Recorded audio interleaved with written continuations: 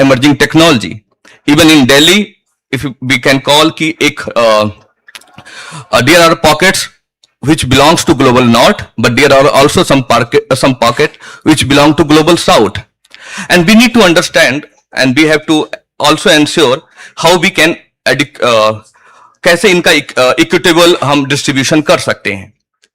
और उसमें जो सबसे इंपॉर्टेंट पार्ट है, I think very important part, कि हम डेटा को कैसे यूज करते हैं, and people who are offering those data, कैसे उनको हम उस स्टेक होल्डर मानते हुए एक जस्टिफाई वर्जन में कैसे उनके साथ हम निगोशिएट करते हैं, और कैसे हमको उस इकोसिस्टम का उनको पार्ट बनाते हैं.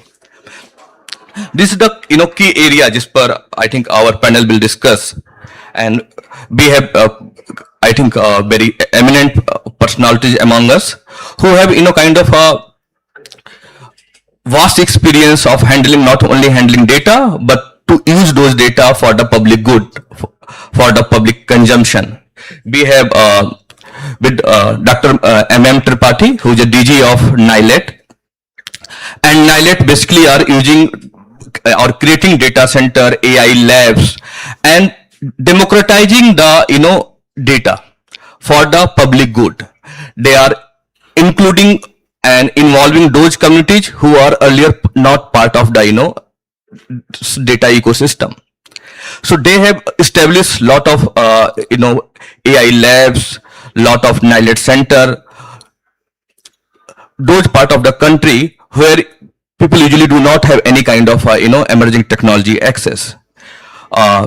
We have Professor Alok Rai. He is the director of IIM Calcutta. Earlier he was with the Lucknow University, and he is a democratized educational institution, not only Lucknow University but IIM Calcutta as well, to involve the students who earlier do not have the kind of quality educational access, quality educational equipment.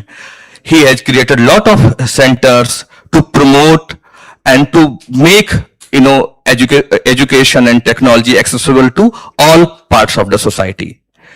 And we have Professor Salam from IIT Kanpur, who is the professor of STAT, and he will explain the kind of the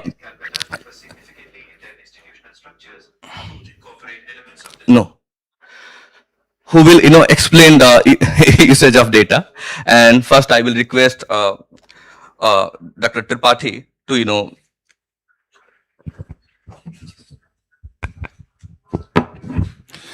thank you. This is a very important topic today, and as it has been told about NILET that NILET has democratized the education. So I'll take just 2 minutes on that.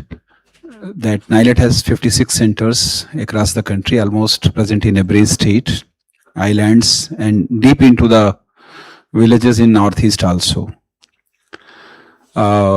We almost skill 1 million every year through our various programs. Recently, we created 28 India A data lab in the country.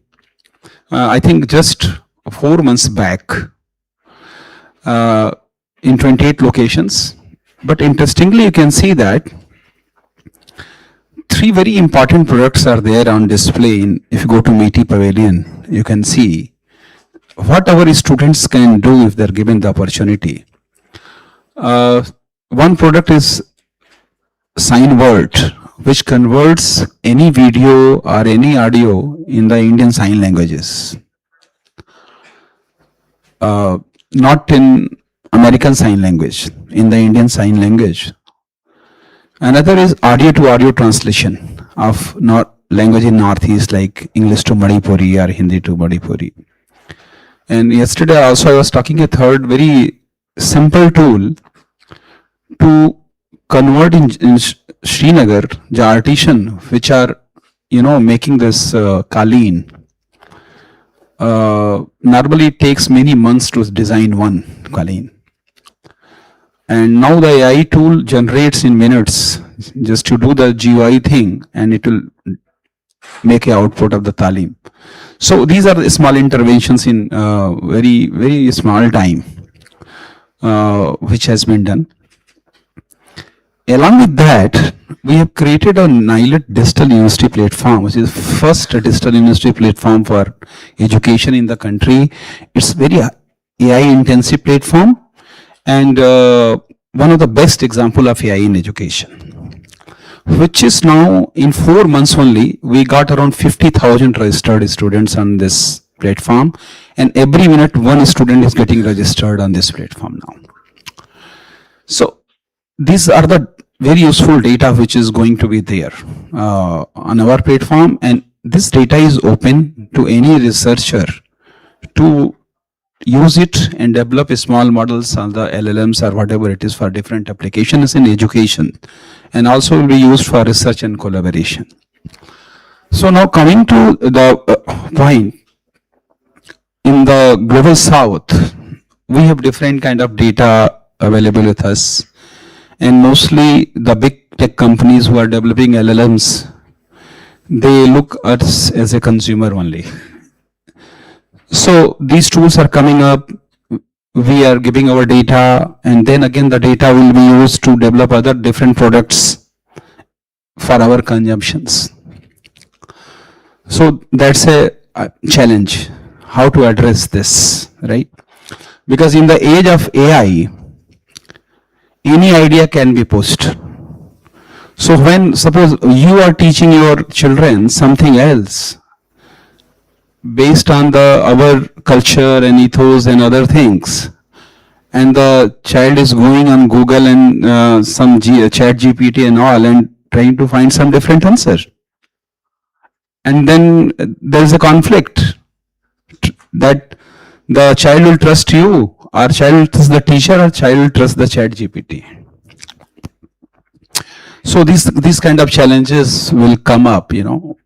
So it's very important for global south and India also, that how we protect our data,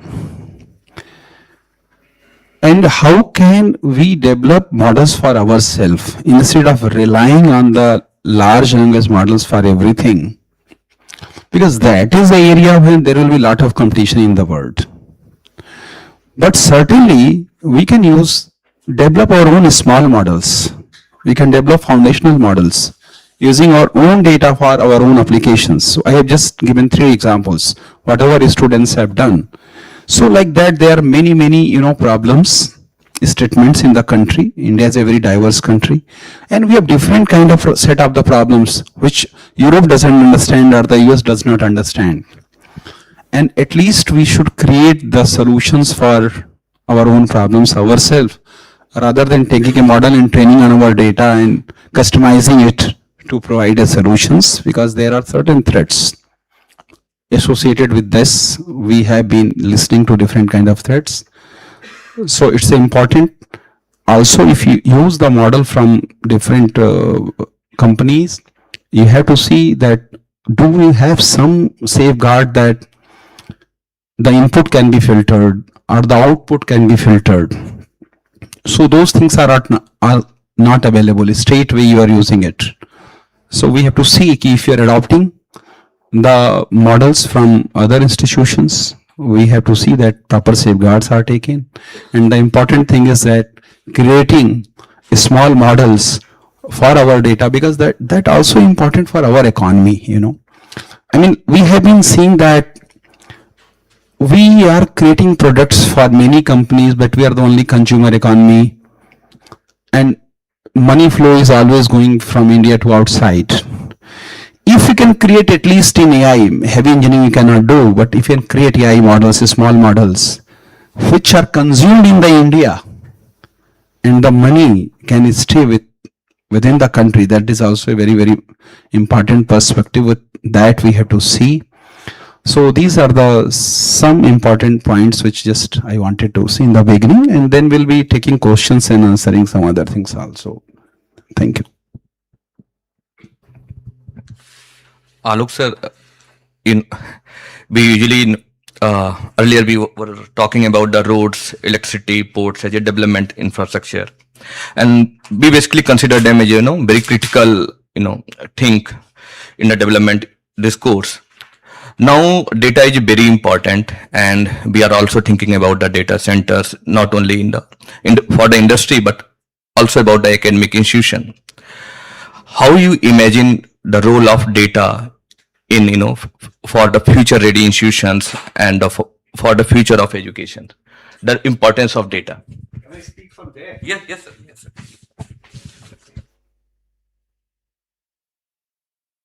See, basically I'm a teacher, so I prefer speaking while standing. Now, before I specifically go on to what Dr. Ramananji was asking me, I have few fundamental questions for contemplation of this august house, of all the wise people sitting here. And these questions are coming from me as a student, as a faculty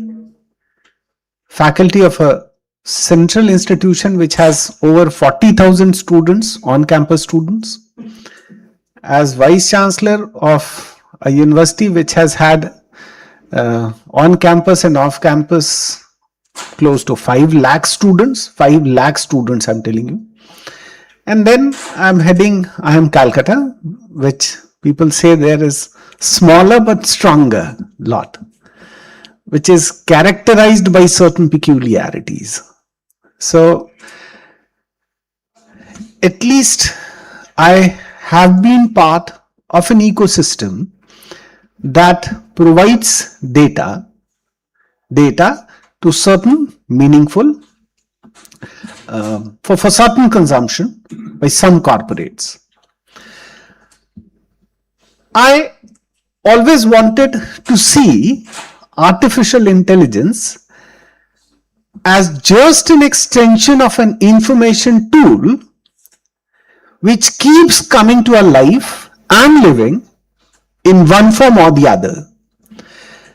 Few data have always been there, technologies have always been there. Information technology was one tool that had come and that came to help us process those set of informations easier, transparent and faster. Now, I see this largely as an extension of the tool where our decision making is certainly going to be faster. I hope it is going to be more accurate, and once it is faster and accurate, it is supposed to be transparent as well. Now, I would contest and strongly contest the conception of artificial intelligence as a single point remedy to all the ills. That is not what is going to make a difference at. It is going to change the processing, way of processing, speed of processing, and accuracy of processing. And so, but then, should we not be ready to take this extremely important information tool that is going to alter our decisions speedier, faster, more accurate, to take into our strides and use it for the greater good?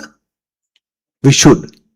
And I believe such a huge summit and such a tremendous response that the summit is receiving is largely because the basic background has already been prepared. The background, I mean, mentally and probably in terms of infrastructure also, India is now ready to take artificial intelligence foray into a stride. As institution, I'll share some of the examples from the experience that I have had and some of the plans that we are using in higher educational institutions. You know, one big problem, as I said, while serving as Vice Chancellor of an institution which has had of the campus and also of affiliate colleges 5 lakh students, examination is, you know, something the most challenged thing here. Now, 5 lakh students in one semester appears in 6 examinations. So it makes out to be 30 lakh copies to be evaluated. Now you have limited number of faculties. So what they do is, first of all, they have had a lot of criteria, this much of experience, this must be of the status of the faculty who would evaluate. And of late what had happened, especially after 6th pay commission, and then subsequently 7th pay commission, especially after 6th pay commission, with the salary of teachers went up so high, it was a non-remunerative assignment to evaluate copies. Those who come from academics may echo my sentiment that probably different institutions have been giving 10 rupees, 15 rupees, maybe 20 rupees for evaluation of a copy. Your salary is 3 lakh plus, so you don't find it. So who will evaluate this?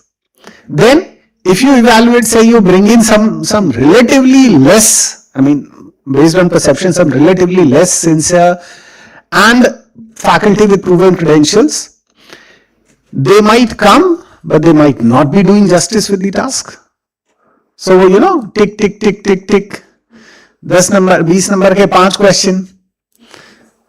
12, 13, 14, 12, 13, 14, 12, 13, khatam copy. And you take it from here, put it here, then 12, 13, 14, 12, 13, 14, ho gayi copy. That was also not to be done. Here, these are the areas where we can actually bring in artificial intelligence. If we scan the copy, put it in a screen, place the questions. Questions will have certain queries in terms of machine language. These queries will provide you the most standard answer. Through this technology, you can always find the most ideal answer. All the questions will be mapped against those answers. And based on certain common content, it can easily be evaluated, which can never ever be contested. Otherwise, as Vice Chancellor, we most of the time we used to get confronted with the students who would come and say, नहीं साहब हमको fail हो गए, नहीं साहब हमको कम number आ गए, नहीं साहब इस पेपर में कम आ गए, ये college का खराब हो गया, ये college का ये हो गया, and so on. But this would ease the work, make it more accurate, and of course transparent. You want to contest? Come see the copy on the screen. See, this is the ideal answer made available from the available literature that are there on the net. Map it and get the marks. Now, this also poses a threat.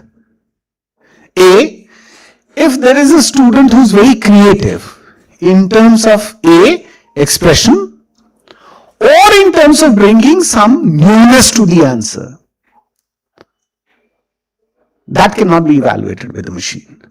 But then, based on those exceptions, or only accounting for those exceptions to the system, you would not design you will not let all those lakhs of students suffer for the time and inaccuracies of the system.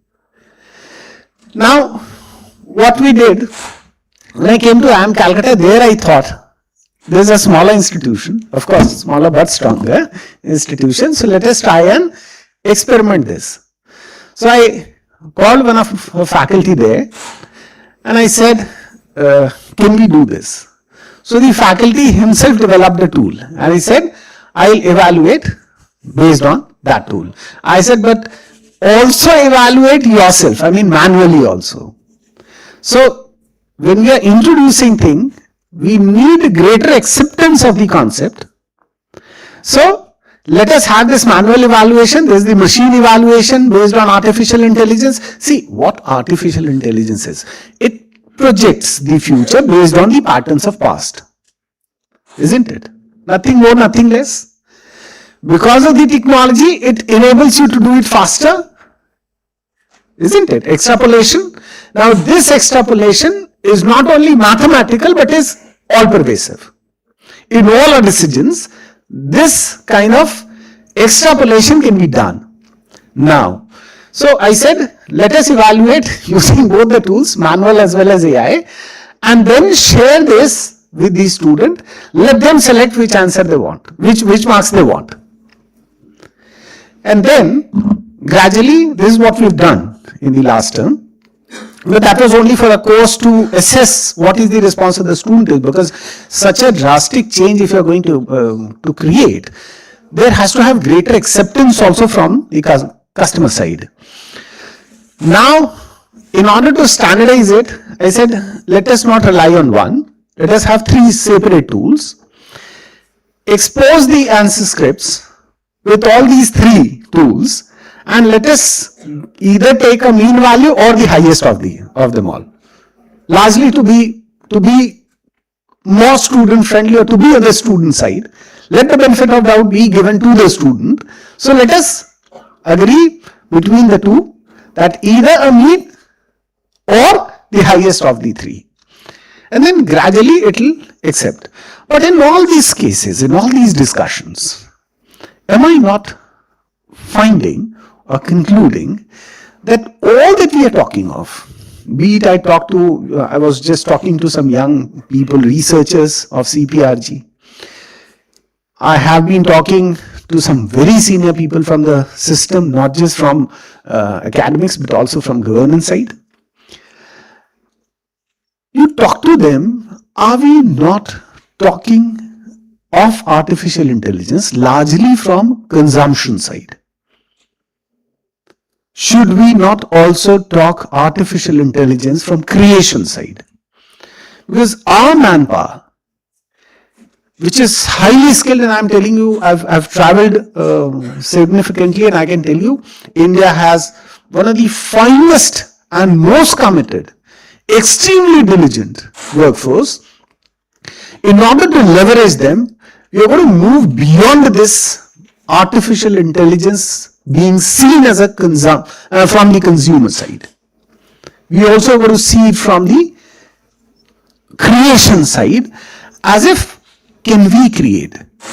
Now this is very important, and I appreciate the government for taking such a strong measure and taking it this far, is that largely, and Honorable Prime Minister, I read in the newspaper, has talked about creation of artificial intelligence products. This is where we missed the bus at the time of this software kranti, software revolution, where we largely concentrated on creating coders.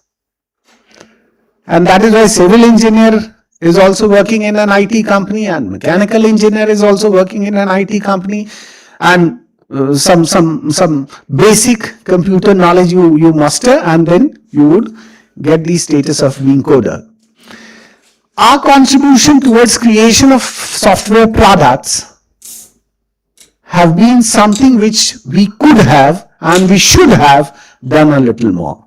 And this is a high time where India has got to take things in our stride and create the products, which, I mean, creation side, so that we can serve the rest of the world, taking them as consumer by selling our product, not just consume ourselves. And this would also solve the larger issue of, that is a much talked about issue of, what will happen to the fate of all these people who will get unemployed because of this. So it is important that all the data that comes out of, I mean, from the student fraternity, which is a very significant portion of our population, what is going to happen to this data? I can, as institutional academic administrator, I would talk that we come out with enormous data. What are we doing it for? With such high speed AI, I mean, information technology tool, which I still, my underlying thing is, I still take it as an extension of an information technology tool designed to support our decisions to be made faster, speedier, faster, more transparent, and more accurate. So this is what I think is the starting remark that I have with respect to what Dr. Ramananji spoke about. I'll be ready to take up more questions as it comes. Thank you. Thank you, Alok sir. Framing India's data issue, especially from the educational perspective. Professor Salaf, global AI and data governance norms, basically dominated by or basically set by global north and economies, more developed economies. How, what could be the kind of a role of global south and you know the global south economies, and how they can better negotiate with global north in the age of AI? Yeah, thank you very much, Dr. Ramanand, and thanks Dr. Tripathi and Dr. Rai, who already has created a pitch for me. So I'm basically a professor of statistics and data science, and I'm a professor at IIT Kanpur. So we are the people who are say generating the manpower, who are the people behind the creation of AI tools. So first, very important responsibility comes on the academic institutions who are producing the students to teach them about what is an ethical AI and a non-ethical AI. AI, for a common man, it looks like a magician box which is trying to give something out of the box. But the fact is this is based on the input what it is giving to the data, how the data has to be used in the proper way. This is the biggest challenge, and this is what we teach to our students so that they can implement the right tool on the right data so that they get the right conclusion. Now, coming to this global south issue, if you try to see, as Dr. Ramanand has pointed out, that our south global countries, they are generating a lot of data, and we should not use them only as a consumer, but we try to help them in developing their country and developing their society. So now, recently, if we try to observe in the recent budget, the Honorable Finance Minister has declared and has invited the people to establish data center in the country. And they have given different types of, the facilities, including the tax holidays, etc. So the bigger company like as Amazon and OpenAI, etc., they are the companies who are ruling the world with respect to AI. Now, when we are trying to create a data center here, it's not only data center. We are developing our own country also. This is going to generate a lot of employment. When we try to establish a data center at any place, that city, that state gets lots of employment, lot of revenue generation, and this in turn actually help the GDP of the country. So now when we are looking at those south global countries, yes, we have to help them so that they can generate the data in the right way. We can develop our here data center analytics companies, and who are going to develop the tools for them which are useful for their society. I personally believe that if my neighborhood is not having a good life, then I also cannot have a good life. I will always on the risk. So if we want to have a good and safer life, it is also important that that other countries are that the people in other countries also they are having a good life. So in this age, the creation of data centers, creation of analytical tools, creation of institutions who can teach that how to develop the AI tools, how to use statistics, how to use data science, how to use ML in the right way. They are very important. And this is the high time where the government has already taken some steps, but we all have to take them forward, so that we are able to achieve what we really want. So now when we are looking at those South global countries, this is the, I always say that every problem gives us some good opportunity. So because our South global countries are facing this problem, so this India has a very good opportunity where we can develop our analytics center, data center, academic research institution, teaching institutions by which our younger generation is going to be benefited. And one of the say important factor with India is that we have a very huge population, and there is a very huge young population. So now with this data challenges, they are going to get employment, and in turn the country is going to develop. It's not only our country, but other countries are also going to be developed. So this is a golden opportunity in my opinion, and we should look forward for this thing. But when we are trying to do this thing, then we have to be very careful about other aspects also. India is a vast country. It is a very heterogeneous. It has many characters. Whenever we are trying to develop a data center, for example, then there's geopolitics, geolocation, all these factors comes into picture. Even the political equation, they also come into picture. So they have to be taken proper care, so that the creation of the data centers doesn't fall prey to the politics or the national level politics or the geopolitics or state level politics, number one. Number two, creation of data centers requires the infrastructure, lots of electricity, lot of water consumption. So now we have to be very careful. It should not be only the politics which should dominate the place, the choice of the place for the creation of data center. It should be where it can go in a sustainable way. There, for example, at those places where we have excess of water, the temperature is low, possibly the consumption of electricity for cooling the data centers and for using the water, the amount of water will become less. So definitely we have many places in India which are underdeveloped, which have not been developed technically, but they have all sorts of these such facilities. So this is a very golden opportunity for the country, that different sectors, different organizations, different ministries of government of India, they can come together and they can look for such opportunity where, just like we have religious tourism, we have medical tourism, we can have employment tourism places also.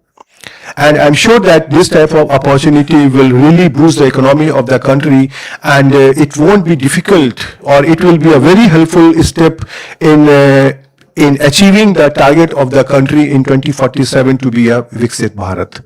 Thank you very much.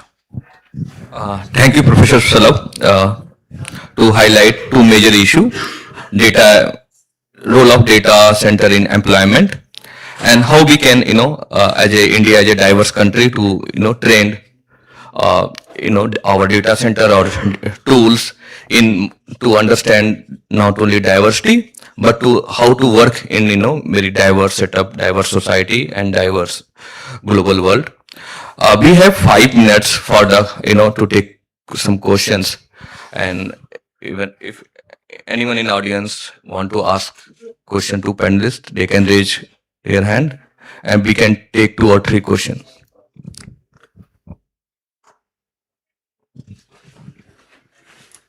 Anyone? Oh.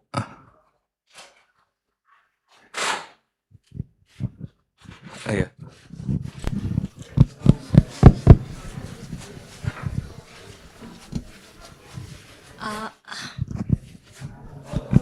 Hi, my question is to the entire panelists, since you are actually having access to academia and you're working with people who are generating tools, AI tools. So since I'm a lawyer and I'm a privacy counsel, so my question is more towards the privacy.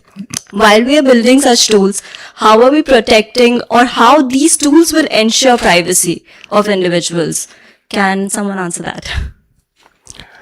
You see, the creation of AI tools doesn't come from the God. This is only you who create, who give the input to the model, that how the model has to think. So when you are trying to create such a model, at that step only, you have to just take one more variable, that is the privacy. And what type of privacy? In the beginning, suppose if I take say 20,000 cases, you have to classify them whether this case falls to the case of privacy or not.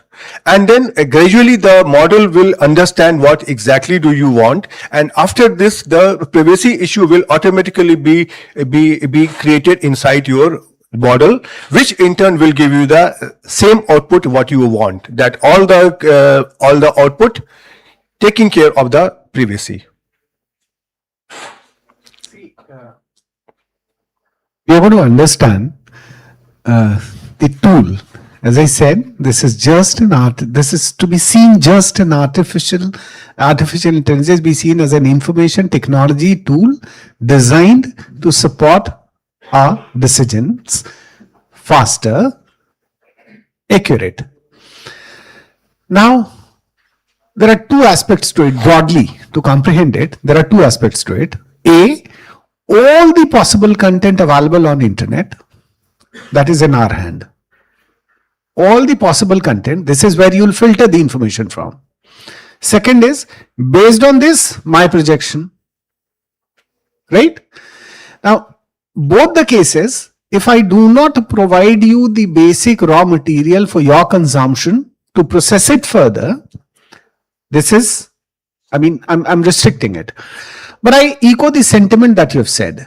Not just that, even before artificial intelligence, come back to the basic information technology tool, like for example, a CRM tool. If I'm making myself or my information available for consumption to these corporates, as long as it stays with you, fair enough, and this is what we believe in, and that is why we allow you to do this. But I raised a question once, and in one of my article also I had amply made it questionable as to a student from my institute leaves and goes, say for example, from Calcutta to Bangalore to join her job. Books a taxi. Now all these informations are available to that taxi operator. Books a ticket, that information is also available. And when she lands up in, say, Bangalore, and she reaches at around 10 in night, and then again she logs in for a taxi. Immediately a message drops in that XYZ restaurant is to the left, assuming that you would be hungry, you would be needing food. You feel good. But by making all these informations available to a third party, I'm also exposing myself to certain avoidable threats.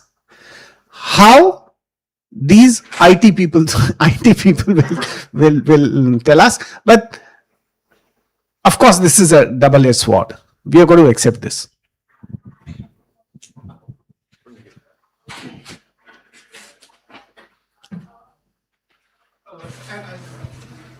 All three of you are leading institutions. So all three of you are leading institutions, and institutions that are themselves generating large data sets in various ways, admissions or data sets, complete training programs. What could be possible measures at the institutional level that, while taking care of all kinds of safeguards, these data sets could be made available for AI development?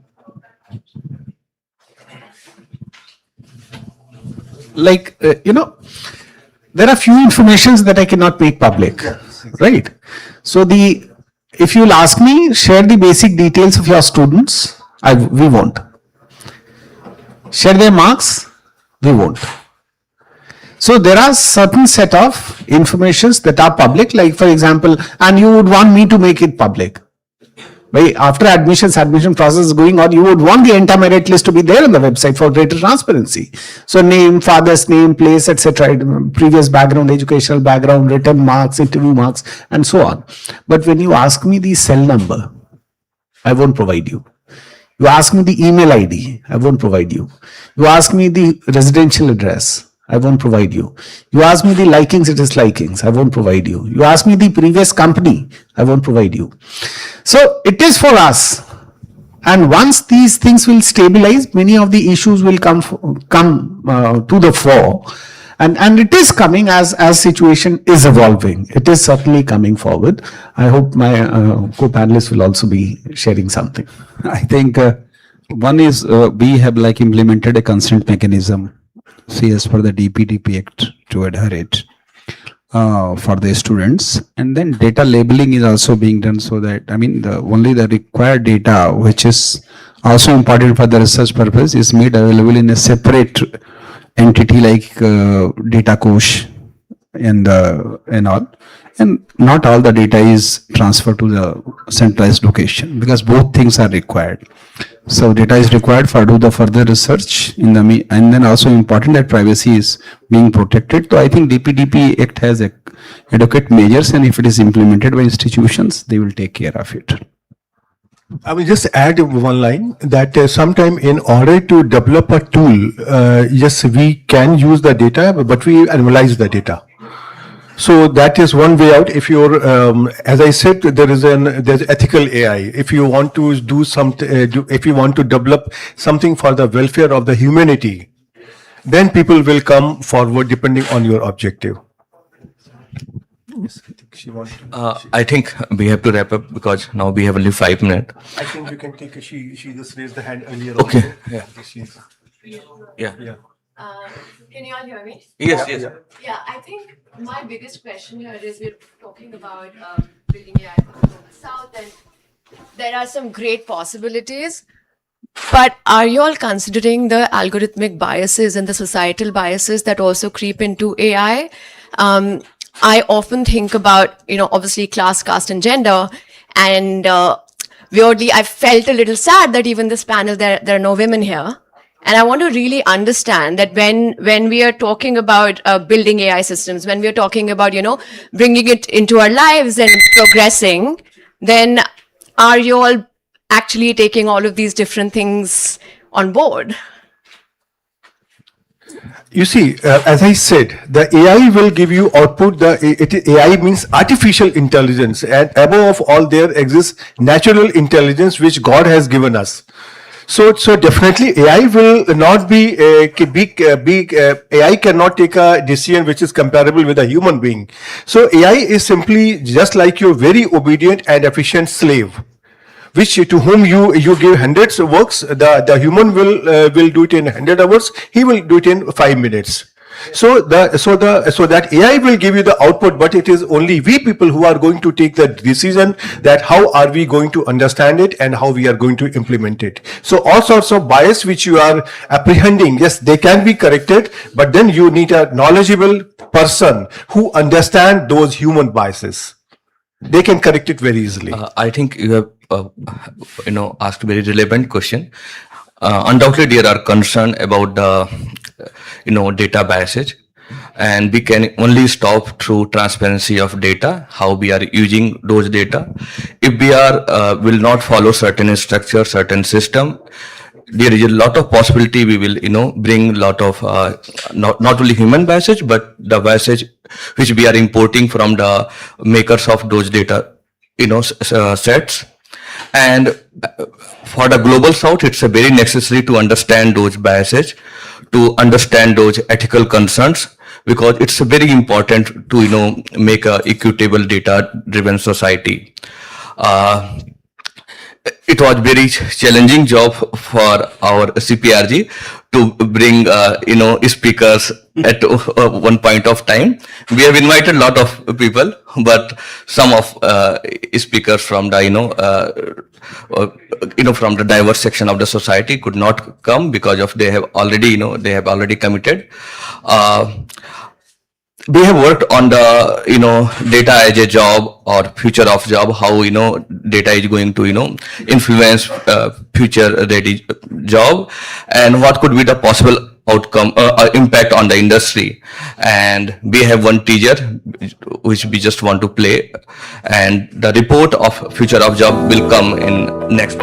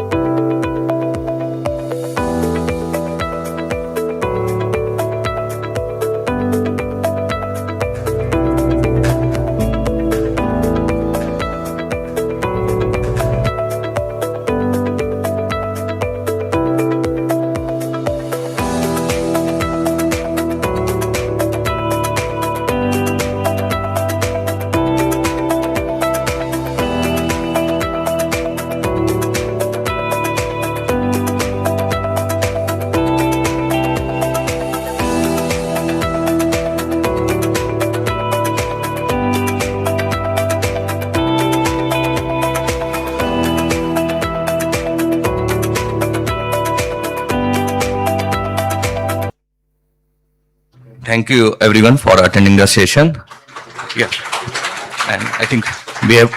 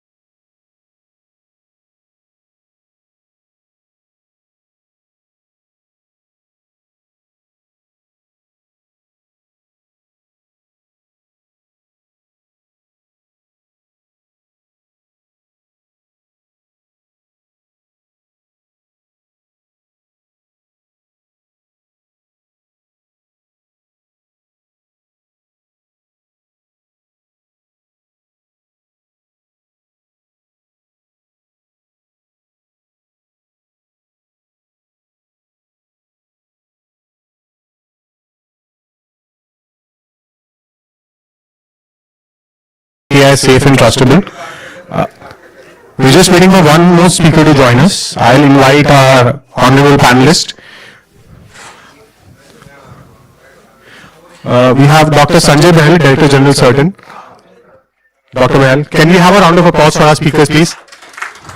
Thank you so much.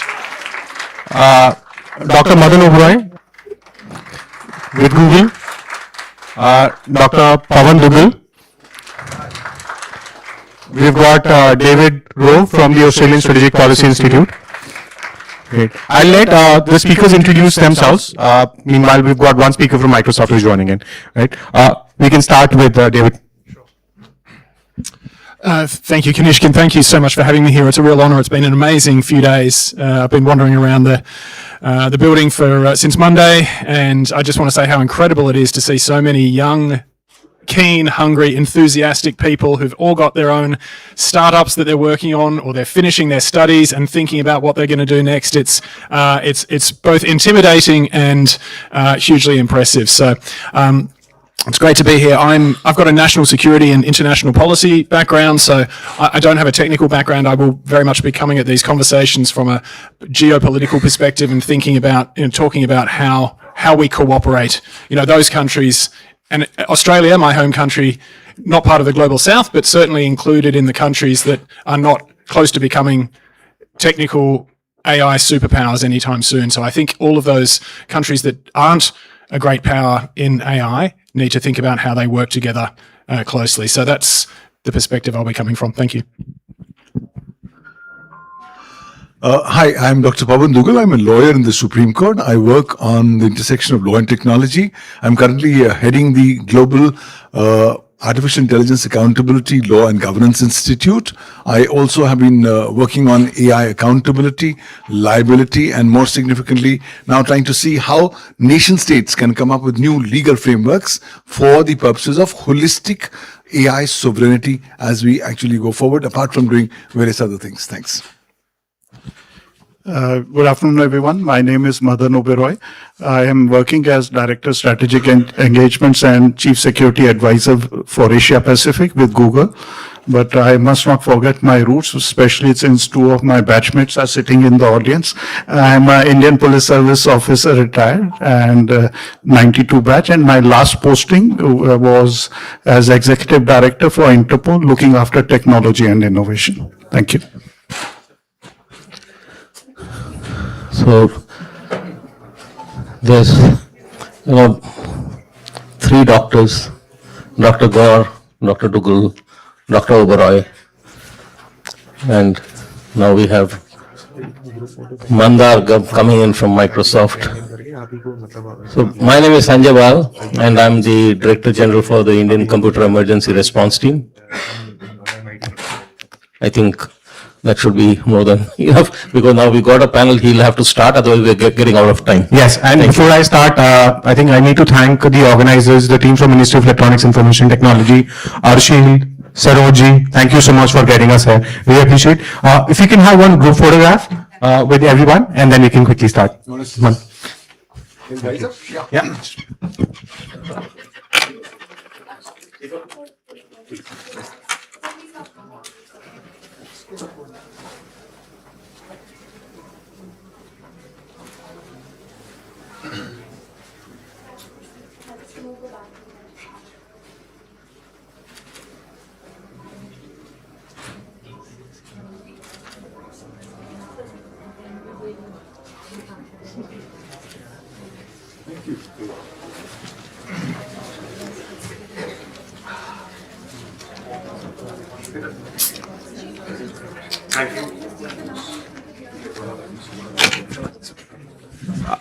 We are also joined by Mandar Kulkarni, who is the National Security Officer for Microsoft. Mandar, you want to just quickly introduce yourself? Thank you. I think you did it. We can get started. So I'm National Security for Microsoft India and South Asia. In that role, I work closely with all the cyber security agencies in India, including what Dr. Bahal leads, for collaboration between Microsoft, our threat intel, and how we can work with those agencies. Number one. A little bit more elaborate introduction. I set up Microsoft's cloud 12 years back in India, and I led their cloud business for a few years before moving into national security. Thanks. Great. I'm Ganesh Gaur. I'm the founder of India Future Foundation. We are a policy think tank working on the intersection of technology, policy, and geopolitics for last 7 years. Thank you, everyone. I'll start with Dr. Behel. We are here to talk about AI, safety, and security. But today we see a big gap between the global south and the global north in terms of AI safety preparedness, AI safety resources. And this big divide leads to a constant fight in terms of what the governments can do, the role which tech companies can play. So my key question to Dr. Behel is, Dr. Behel, if you were to bridge this gap, which we are facing between global south when it comes to AI risk management and incident response, what could be key things that we could do?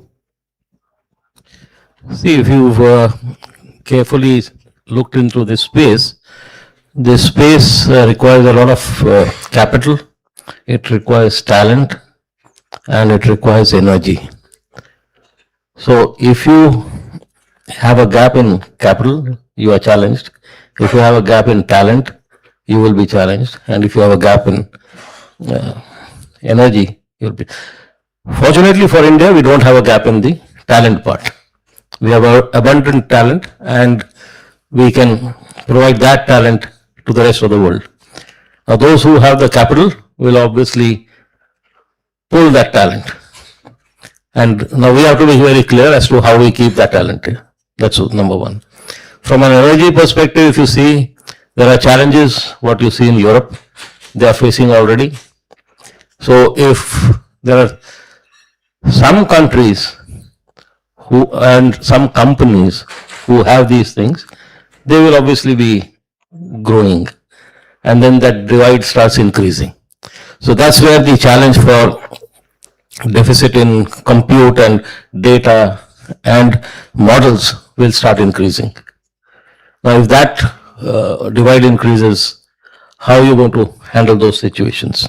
Also, if you see, today there's a challenge in terms of transparency of these models. There's a challenge in terms of the behavioral ability of these AI models. There's also, most of them are, of course, they're from two countries, if you see primarily, and the companies there. So there is a challenge in terms of the data which they're being trained on and the linguistic aspects. Because how do you address the local Indian dialects, etc.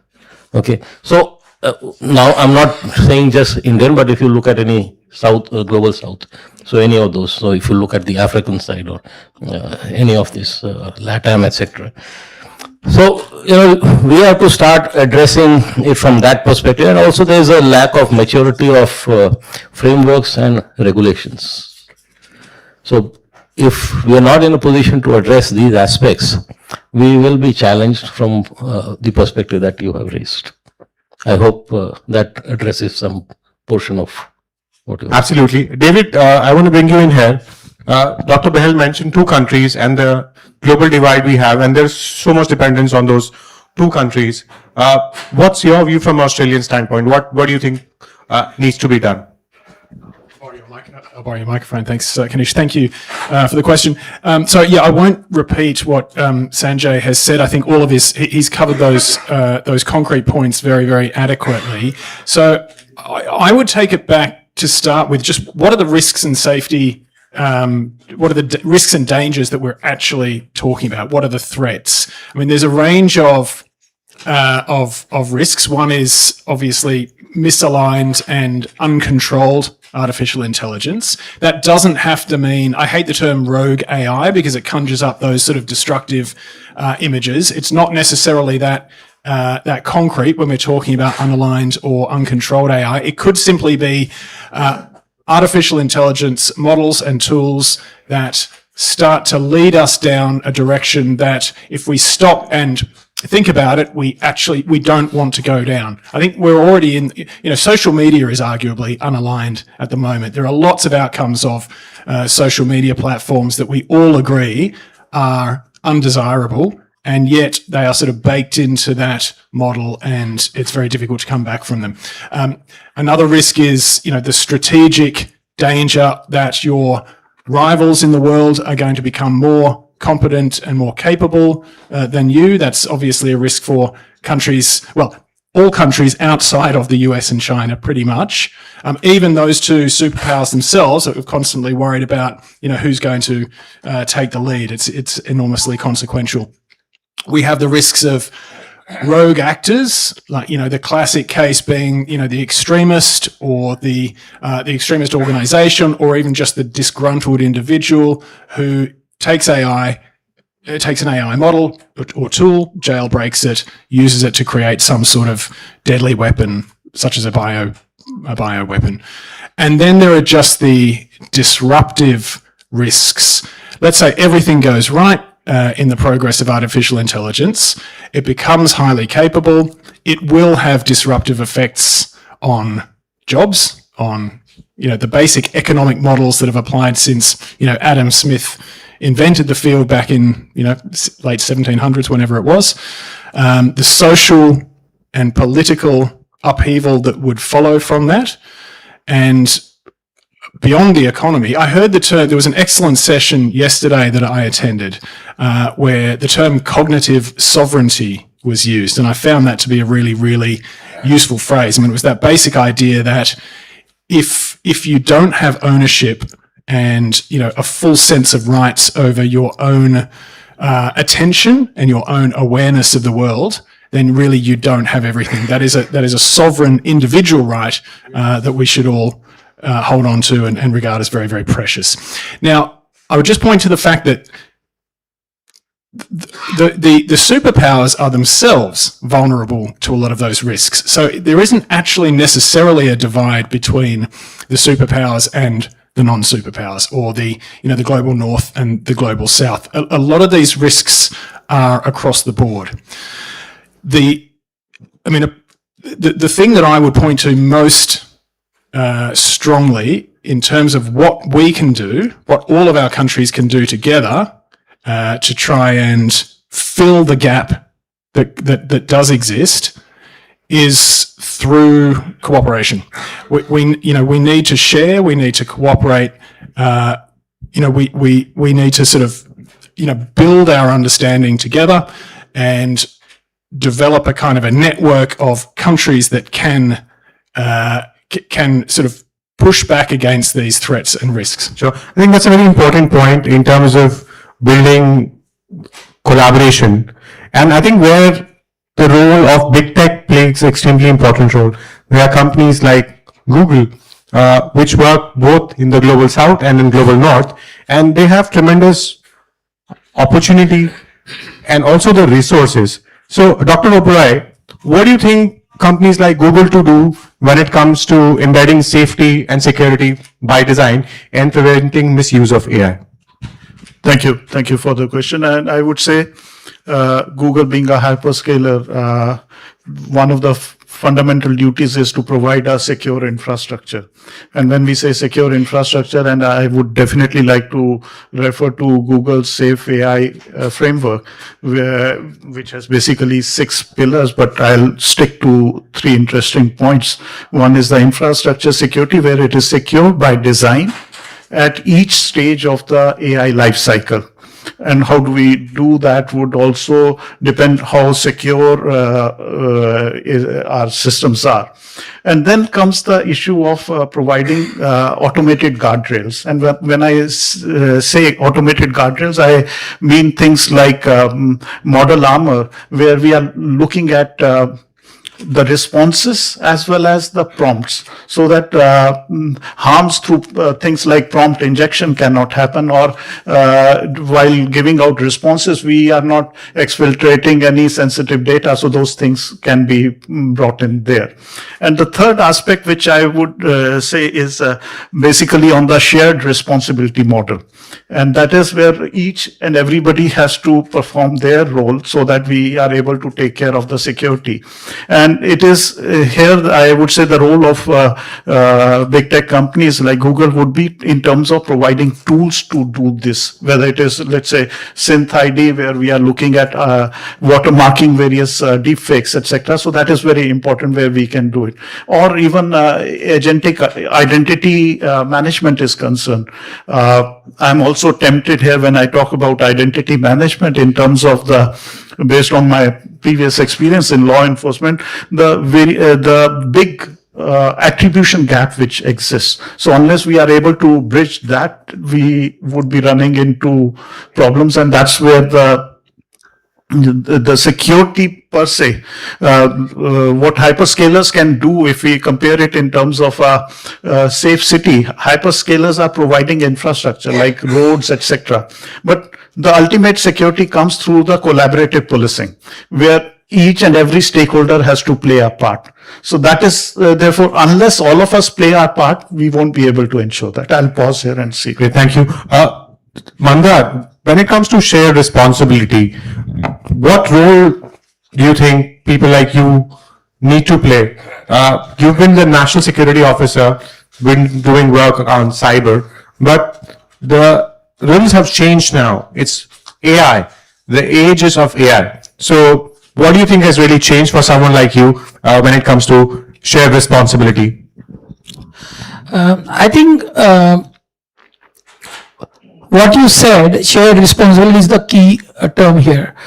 And while sometimes we talk about EU being over-regulated, they actually provided a good framework through EU AI Act, right? Because many times we get very fixated when we talk about AI on models, right? How good are models, how safe are models, and all that. But I think what we need to understand is AI is not only model, right? There are multiple layers, multiple tiers that we need to secure when we talk about AI. We need to secure data, we need to secure models, of course, and Dr. Bahel talked about model being black box, not explainable or transparent, so that's a layer. So data, model, content, infrastructure, and then the application layer. We need to, an identity. Mr. Oberoi talked about identity. I think those are the layers that we need to secure, right? Why is that? Your model could be good, but how is your application secure or not will determine ultimately whether your AI gets compromised. AI is not only model. You're not interacting with raw models. Most of us interact with an interface, right? It could be Copilot, it could be Gemini, it could be GPT, Chat GPT. We interact with that. And I'm talking about the simplest of AI application. As you get into a little bit more complex application, the business applications where AI is going to really make an impact, the application, the infrastructure, the data layer is going to be, an identity layer is going to be even more critical. So with that, I think shared responsibility becomes extremely critical, or is very, very important, because the responsibility is not only with one party. So it's not only the guys who are developing models, right? They are providing you raw model, right? Then there is responsibility on the people who develop applications using those models. Then there are guys who are using those applications, right? A bank, a government institution, or anyone else, right? That's the third layer. And fourth is us, who actually end consume that application. So there is responsibility that is across those 7 layers in AI application stack, but also across these 4. So it's a 7x4 matrix, right? Those 4 people or stakeholders who build or use AI application have the responsibility. I'll give you one simple example, right? There was a very popular trend that came up when Chat GPT created that Ghibli images, right? Everybody uploaded their pictures in it, right? Now, did we really think about how we are uploading, what we are uploading, where it is going to go? No disrespect to what OpenAI did, but the frenzy that we saw is the risk. And that was a very simple example because that happened to us in consumer life. Very similar things are happening in business, right? When people want to do, let's say, summarization, right? They are taking help of either an AI application that is deployed by an enterprise, so governed by their IT and security team, or many cases, if there is no AI application that is provided, users are using application. This is like a second generation, right? All of us dealt with shadow IT since cloud came. Now we are dealing with shadow AI, which is even more difficult for IT teams to manage and govern. So that's going to be the important thing, right? One, how we pin the responsibility and secure all 7 layers of AI application. Second, how we pin responsibility on all the 4 constituents. Holding only the model or only the end user responsible will not work. We have to distribute that responsibility. Absolutely. Yes, Dr. Bell, please go ahead. No, well, Mandar has talked about this 7 into 4. There's one thing which is conveniently, or I don't know, conveniently, and also Dr. Oberoi, they've missed out, is you will still have challenges, and that is where the state would require certain details, and that's where, whether you call them through the regulator or the law enforcement agencies, etc., demanding details, and then that is where the shared responsibility aspect comes in, but then that shared responsibility suddenly disappears from the big tech, because then you start coming through MLAT, and you come through all sorts of other channels, and that information is never received. So I don't know what happened to shared responsibility at that time. That's a tricky one. Mandar, I'll let you. Mandar, you don't need to answer that. Okay. I want you to hold on to it right now. This is getting really interesting, right? You've got a regulator and you've got a big tech. So this was no guardrails, right? Absolutely, no guardrails. So, Dr. Duggal, right? And we'll bring in Dr. Oberoi as well. Dr. Duggal, when we talk about those 7 layers can't be secured either by the developer or the deployer or by the platform alone. It is collective responsibility, right? So how do you think the liability and the accountability needs to evolve? Because we're talking about securing those 7 layers, and not one platform owns everything. You have got different platform providers. The AI developers are different. So how do you evolve in this space? It's very clear that the 6 major AI laws in the world so far: the European Union AI Act, Chinese 2 laws on generative AI and AI labeling, South Korean law, Japan's basic AI law, Hungarian law, and El Salvador law, are nothing but a classical example of 6 blind men trying to describe an elephant. None of these laws have actually gone ahead and started addressing the fundamental issue of accountability. Yes, the UAI approach of low risk, high risk is a great starting point, but ultimately you will have to make things accountable.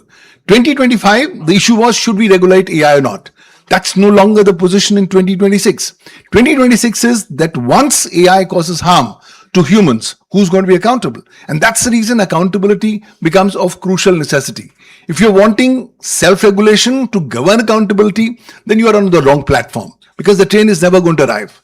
You will never see self-regulation promoting accountability. Why? Because monies are involved, finances are involved, effort is involved. That's the reason we'll have to come up with legal principles to govern accountability. In January 2026, I launched the AI Accountability Framework, which is a collation of all legal principles, doctrines, and philosophies, which lawmakers across the world need to keep in mind as they come up with new laws on AI accountability. How about liability? Can I just make only the coder liable? Can I make the company liable?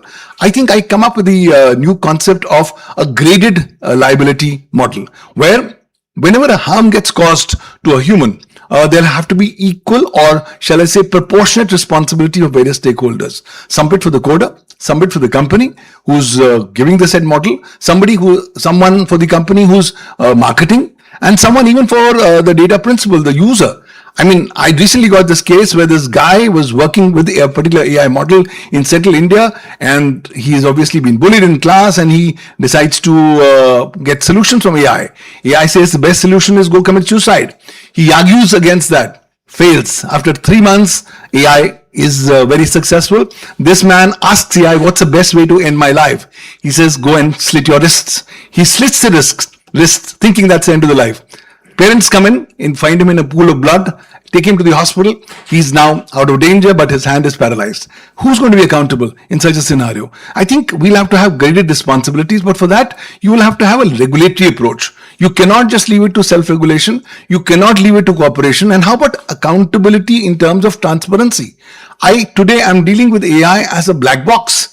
I have a fundamental human right towards reality, towards ensuring that my cognitive faculties are not interfered with or colored with by AI. We need to incorporate all that as part of cognitive neuro rights of citizens, as part of the legal frameworks that we talk about. Maybe we could look at an AI constitution, because the existing constitutions of countries, including in India, don't really have been, shall I say, made ready for the AI age in a scenario like this. So we'll have to look at issues of transparency. Can we come up with an algorithmic transparency protocol which is mandating companies, guys, come up with these levels of transparency in order to make your AI model or AI algorithm more explainable? And more significantly, can you be the repository of AI rights? Today, the advent of AI brings in new AI rights for the users. Nobody's talking about them. Today, when a 399 pack is launched in a country like India, it's not that world-class services are given to you because you are kind or because you are so special. Sorry. You are the fulcrum of all the data which the big tech companies want to ultimately collect. And if you talk of accountability, I have to also talk of a connected area of cognitive colonialism. Indians have started walking towards back cognitive colonialism. They are ready to become cognitive slaves of big tech companies, ready to mortgage their cognitive faculties at the doors of AI, thinking, well, that's the best of the world. Well, hold on. With more Alzheimer's coming in your way because of your cognitive incapabilities, you have a bigger problem. And therefore, I think the need ultimately to secure your cognitive spaces will have to be an integral part of the accountability governance model as you go forward. You'll have to make them liable. But where do we make them liable? What legal remedies do we provide? Where do I actually sue them? Do I sue them within my own country? Or shall I say the El Salvador model, who says, look, use an El Salvador algorithm, no problem. Wherever you are, harm is caused to you, you come to El Salvador and sue me here. Only then will I be able to look at it. I think Interesting point made by Dr. Dugal. One is the whole AI safety repository, and the second part is particularly around your cognitive colonialism.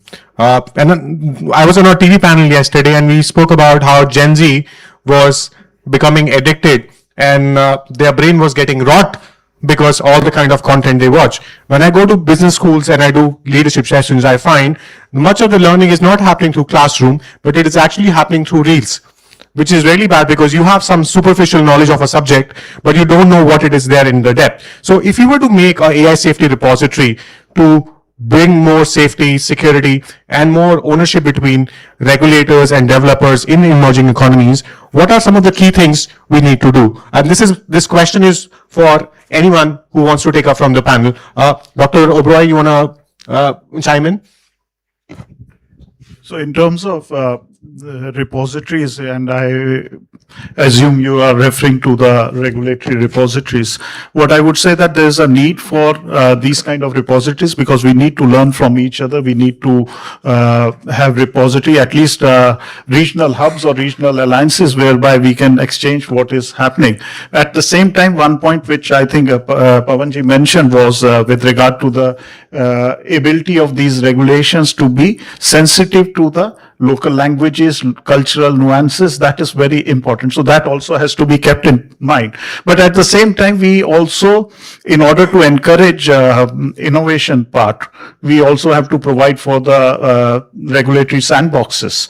And that's where a lot of things need to be developed. And that's where probably if you look at the overall environment about what all is happening on the regulatory front, that comes into picture. So I'll summarize by one, collaboration in terms of repositories, whether it is at regional level or global level, ideally at global level, but at the same time, being sensitive to the cultural nuances and the local language, dialects, etc., so that our notions of biases are not influenced only by the Western norms. So therefore, it has to be sensitive to the local nuances also.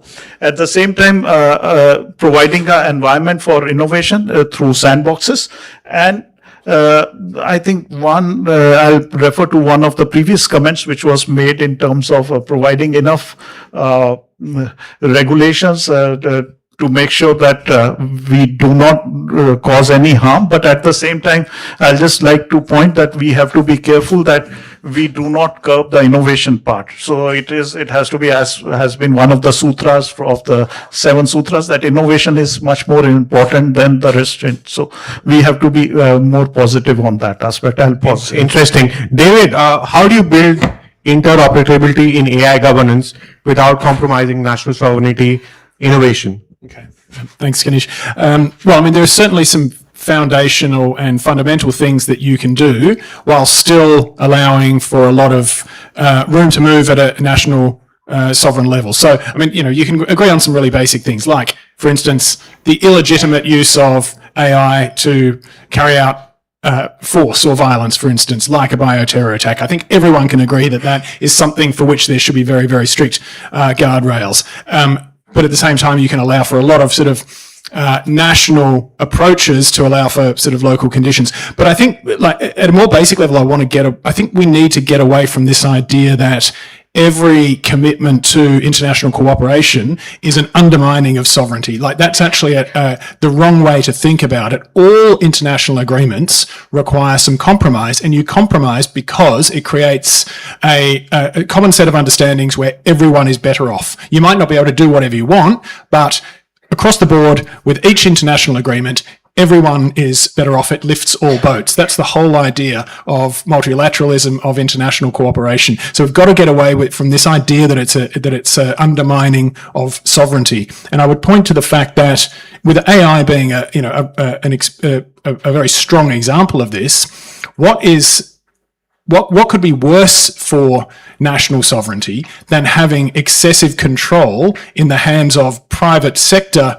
companies, organizations in other countries? It's not an attack on big tech at all. It's just the point that a private sector company that is not accountable to your state in any way is a much greater danger to your sovereignty. Absolutely. Than, we saw that during the time Grok was creating all those filthy images, right? Certain countries decided to ban Grok and X, and it's only after that the response came in.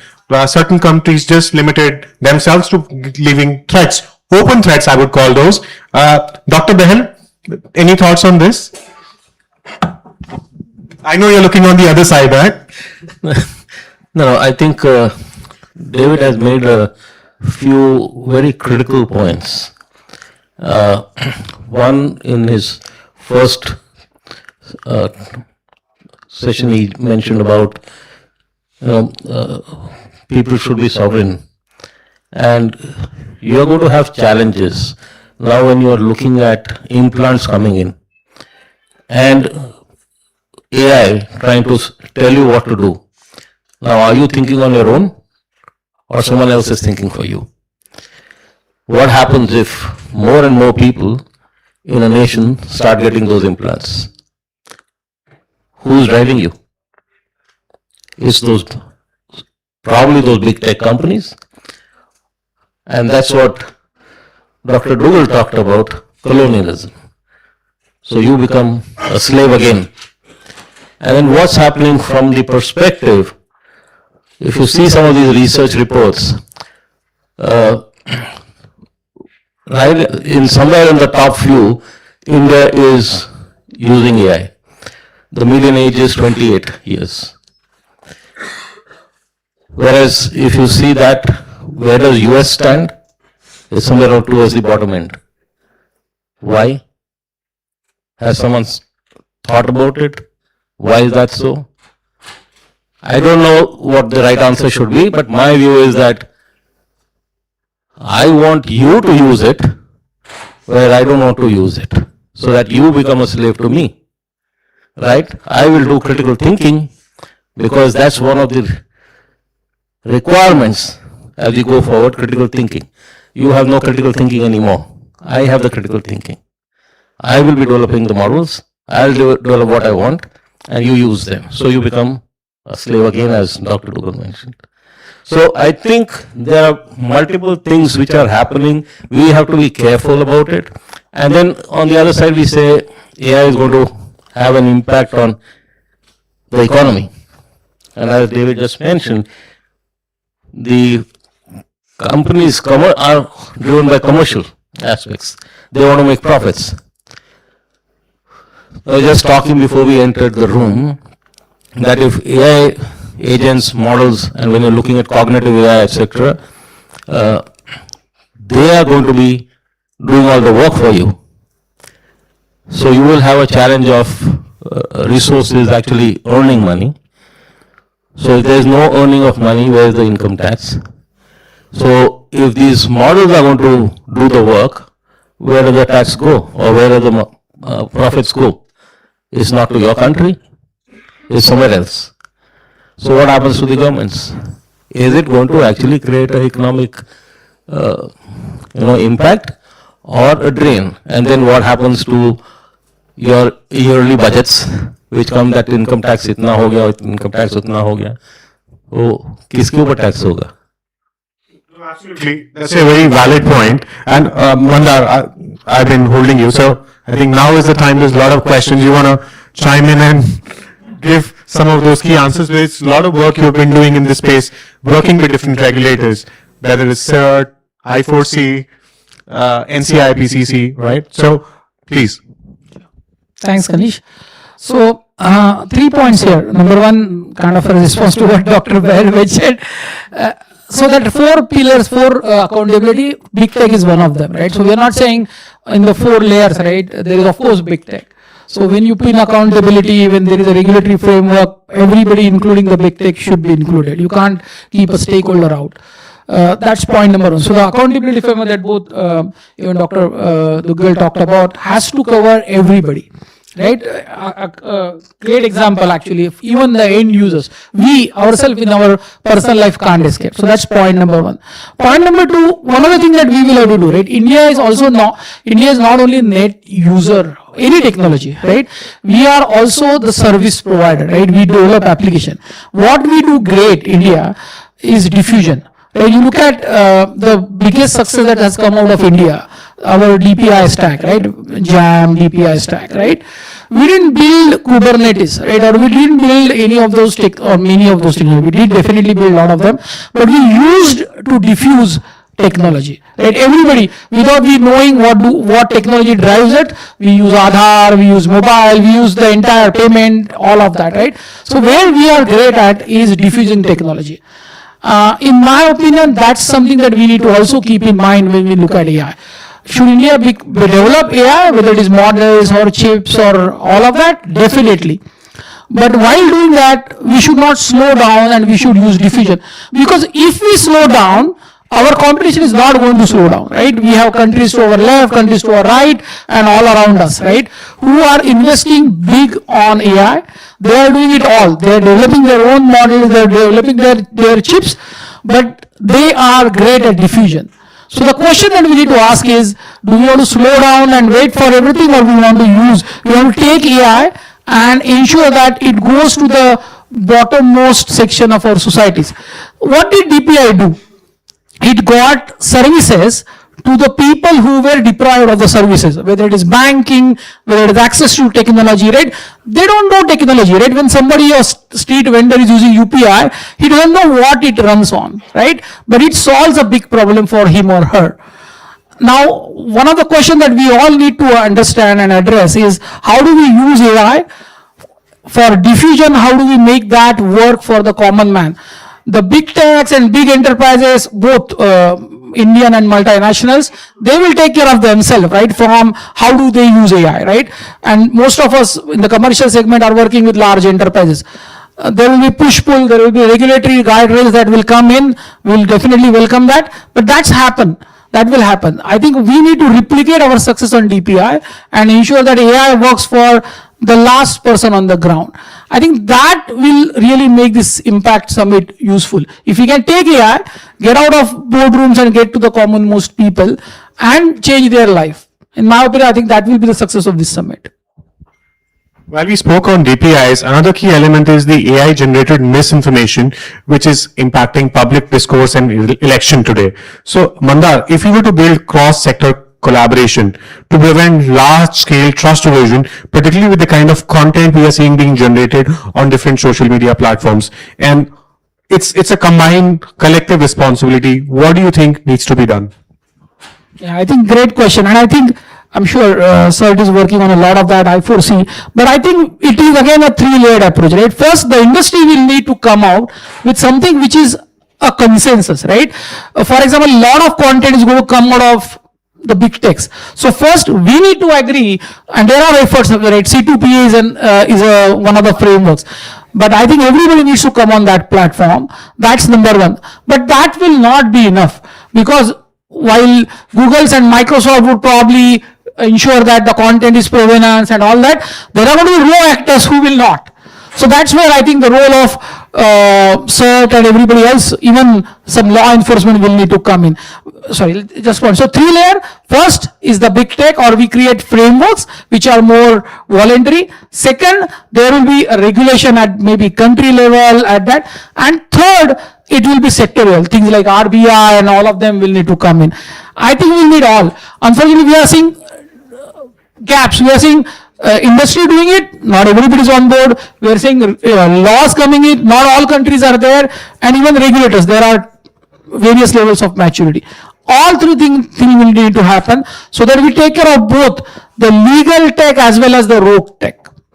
Great, thank you. Can we bring in collective responsibility? That's the key part. He mentioned about collective responsibility. Is it really possible to build collective responsibility? Can you get the regulators and the big tech to agree? That's the $1 million question. You want to chime in on this?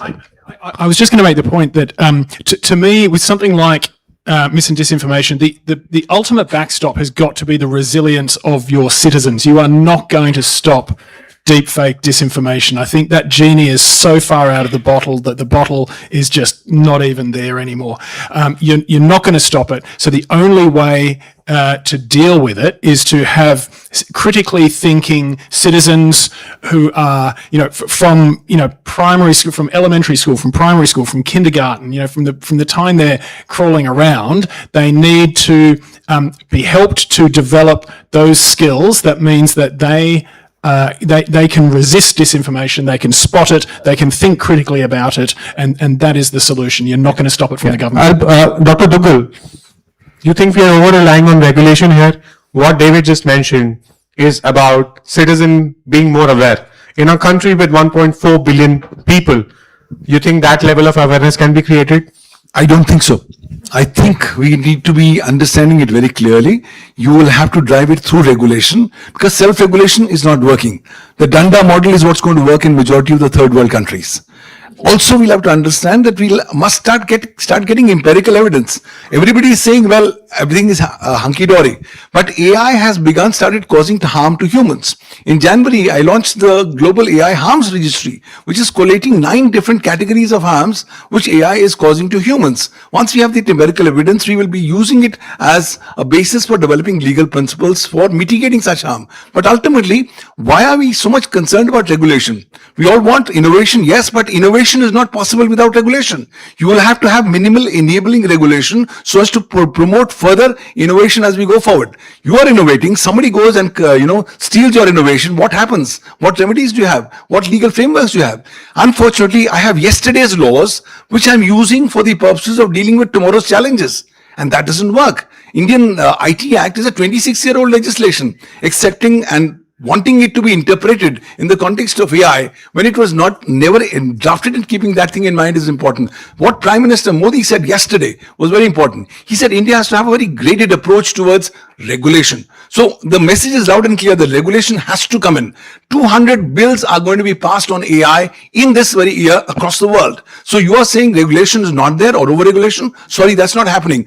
Regulation will have to start addressing meat by meat, point by point, the various issues as we go forward. Otherwise, the sovereignty of the countries, the security and the integrity of countries shall stand prejudicially. Thank you, Dr. Oberoi. I'll go back to the point, Kanishk, which you mentioned in terms of how it has to be a collective responsibility between regulators and tech companies and everyone else also. The point is, going by Pawan's statement regarding that we need regulations, and there is no denying to that fact that regulations are needed. But what is regulation or policy? A policy at the end of the day is just an intent. Ultimately, it has to be enforced. And how do we enforce it? For that, we need technology today. And that is where, therefore, the tech companies' role comes in building those technology, those guardrails, so that the regulations which have been brought by government can be enforced on ground. Today, imagine that the latest guidelines of Rules 2026 of IT Act say that a deepfake takedown window is 24 hours. 3 hours. 3 hours, sorry. 3 hours, my mistake. So 3 hours, how do we take down that without the appropriate technology? So unless we have that enabling technology, these are just intents without any implementation mechanism. Dr. Bahel? So in this last 10 seconds, I mean, all this actually needs to work. The base layer has to be trust. If there is no trust between big tech and the regulators, there's going to be a challenge. There will be gaps. And what David said is correct. You need people or children to be having critical thinking right from beginning, but you also need regulations. But the challenge with regulations, as Dr. Dugal mentioned himself, is you're dealing with yesterday's regulations for tomorrow's challenges. Even if you have today's regulations, you will still be dealing with tomorrow's challenges. So how are you going to be keeping up? So you need regulations which are going to be dynamic. You cannot have regulations made today and then say, I'm still going to be dealing. You will always be in that challenge situation, feedback. That loop is going to be closed only when you are starting to look at dynamic regulations. But the constant thing is going to be what David mentioned, ensure that critical thinking is there so that people understand why these dynamic regulations are required and how do you address them. So I think that is what has to be done, and the layer of trust has to be cemented. Today there's a huge challenge from that perspective. So I'll stop there. Thank you so much, Dr. Bahel, for summarizing it. The layer of trust has to be here. Last closing remarks, 15 seconds with everyone. If I were to work with you and build trust and safe AI for the next 5 years, where do I need to start in 2026? Mandar, we can start with you. Yeah, I think I kind of said this earlier. It will need to be rooted in these three layers, right? Where the industry will need to build a trustworthy framework. There has to be regulation, of course, and a third layer where we do the user education, as David mentioned. It will need to be all three of them. And actually, Dr. Bahel summarized it well. There has to be trust in across three layers, right? All three layers will need to trust with each other and continue. Thanks. I mean, trust follows safety without stating the obvious. That, I mean, we've got to concentrate on safety. In order to achieve that, I think government needs to be the standard setter for artificial intelligence. This is the most profound technology that humanity will ever invent, ever introduce. There is nothing like the legitimacy of the state to control, well, to direct and guide something so powerful. It cannot be left to the private sector. The role of the state representing the people, the citizens, is absolutely crucial. The government needs to be the standard setter here. Collaboration and trust with all stakeholders is a given yes, but distrust in AI has to be an even more absolute yes. We must be learning to distrust AI. Why? Because AI has started going rogue. It's acting against human interests. And as we walk towards AGI and ultimately superintelligence, the important issue will be how do we ensure that AI does not work against human interest, because ultimately AI has become an existential threat. And in that regard, the policy and the legal guardrails have to be put in the development process of AI today. And that's the best way how we can save the trust of all the stakeholders in the AI ecosystem. Thank you.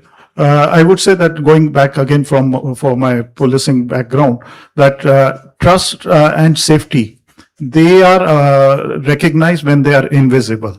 A safety which is visible, where visible efforts are made, it means there is no safety. Today we don't distrust that electricity wires will be leaking in the walls because we trust that, and therefore what has to be done is we have to move away from this philosophical debate. We have to move into a stage of technological engineering enablement so that this trust is built. We have had enough debate about that, and that debate is not going to stop. Technology whose time has come will come, whether we like it or not, so we have to build around it. Thank you. I think I did summarize earlier, but just as a last statement, when you're looking at trust, safety, security, it'll all at this point in time have to be a good balance between art and science. Without both these things, you will not be able to achieve trust, safety, security. And we have enough examples from our old scriptures of ensuring science and art. Thank you. Thank you so much.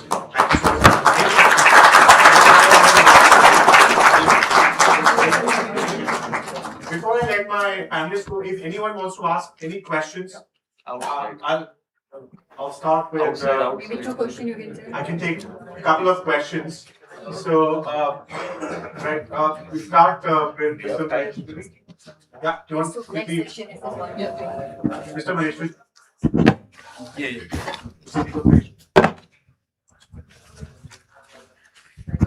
Deepak Maheshwari, Senior Policy Advisor at CSEP. So when you're looking at this whole thing around trust, I think what we also need to look at is, as was mentioned earlier, in terms of this whole perpetuation about the tendency and the chances of post-colonial dependency. And I think from that perspective, it is important that the communities, companies, as well as the citizenry and the countries in the global south also get equitable space at this global discussions around 3 E's: equity, ethics, and ecology. Thank you. Thank you. Mr. Maheshwari. Yeah, maybe going forward, what do you think should be the right model for governance or regulation? Not just in view of maybe AI, but maybe such future technologies which are going to be equally harmful and equally transformative. Yeah, I'll let people face the questions. Anupama, you wanted to ask, right? Yeah. Hi.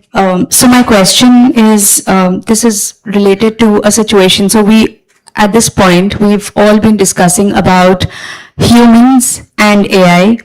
My question to all of you is a situation when agents are interacting with each other, and especially when we're talking about agent to agent being developed, concepts like MCP. So if in the next 5 years, it's when the agents which are talking within themselves, and this is when we're building up agents, let's say for government organizations or let's say companies. One last question. I want to take up someone from the back, right?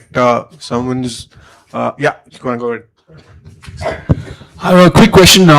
Two gentlemen over here mentioned that onus is on the regulators for making sure there are guardrails in place, and the onus is on the citizens for having critical thinking. But why did the big tech platforms have to rush to release models like LLM models without having the guardrails in place in advance? What was the need for having rushed it all out without ensuring that people were ready to use it more responsibly, especially at a time where organizations like fact-checking organizations are retreating, their budgets are crunching down, and people whose job it is to even detect fake news or fight fake news or fight deep fakes, they themselves are retreating. You'll see the number of fact-checking organizations and fact-checkers is also going down. So why not put that guardrail in place first?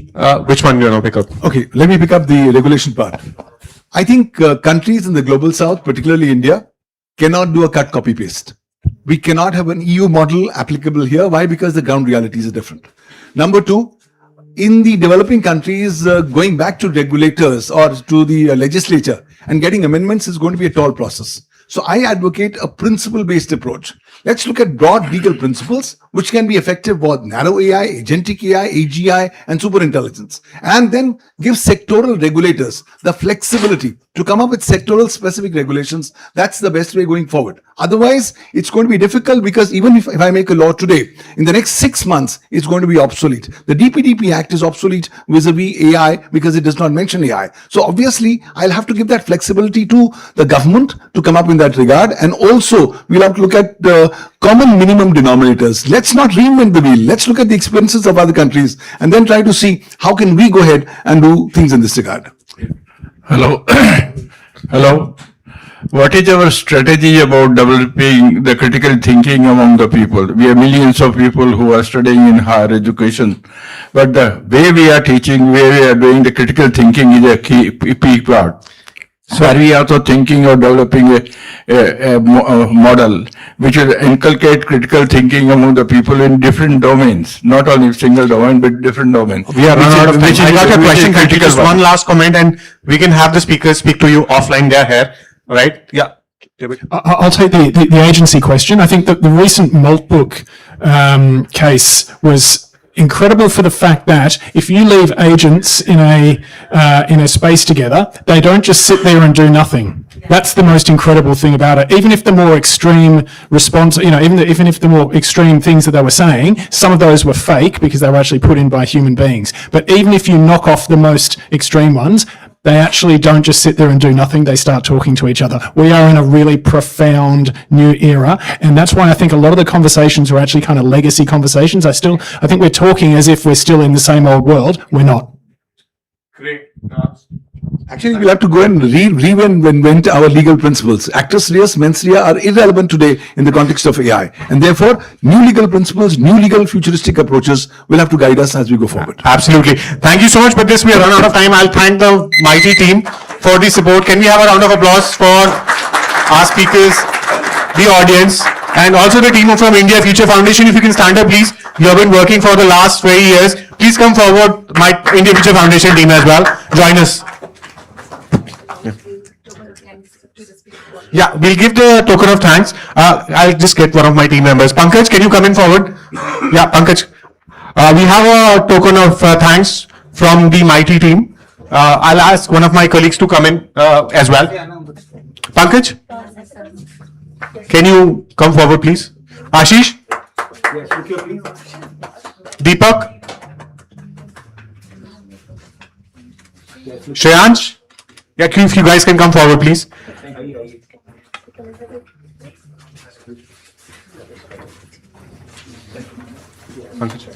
Pankaj, you can join me.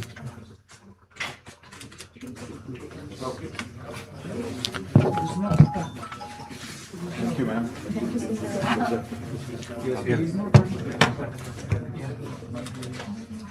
Thank you.